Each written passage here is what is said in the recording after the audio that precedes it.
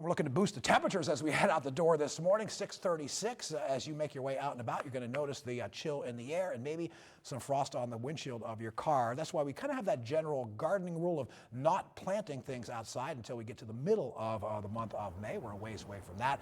And that's where we find our Erie News Now's Megan Selensky, Frontier Park, looking outside at some of the frosty conditions that the plants are facing and maybe how to deal with it if you got that gardening started early. Good morning, Megan. Good morning, Mark. Well, I headed out to look for some of those signs of spring. I'm here at Frontier Park because our forecast wasn't showing it to us. I'm cold. The plants here behind me are also feeling that freeze this morning. Josh Skarzinski, the owner of Stan's Garden Center, tells us there are certain plants that can tolerate these fluctuating temperatures of springtime.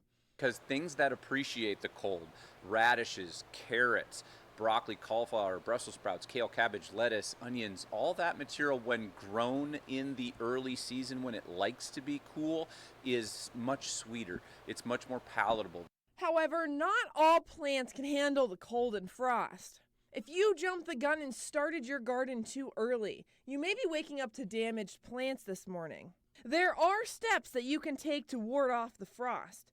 Local gardeners recommend covering the plants in your garden or try running a light sprinkle to allow for that motion of water. You can use anything to insulate.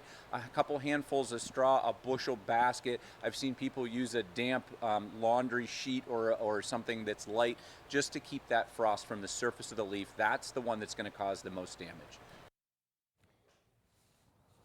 Well, it's morning like these that Skarzinski recommends sticking to that schedule, Mark, that you were talking about, waiting till mid-May to avoid these frosts, and of course, listening to our meteorologist like AJ Mastrangelo on his advice as well. That is the way to go, I think. Let's let AJ guide us as far as that is concerned. And it looks like we have to pack patience, AJ, but not a ton of patience, but we've got warmer weather not too far down the road.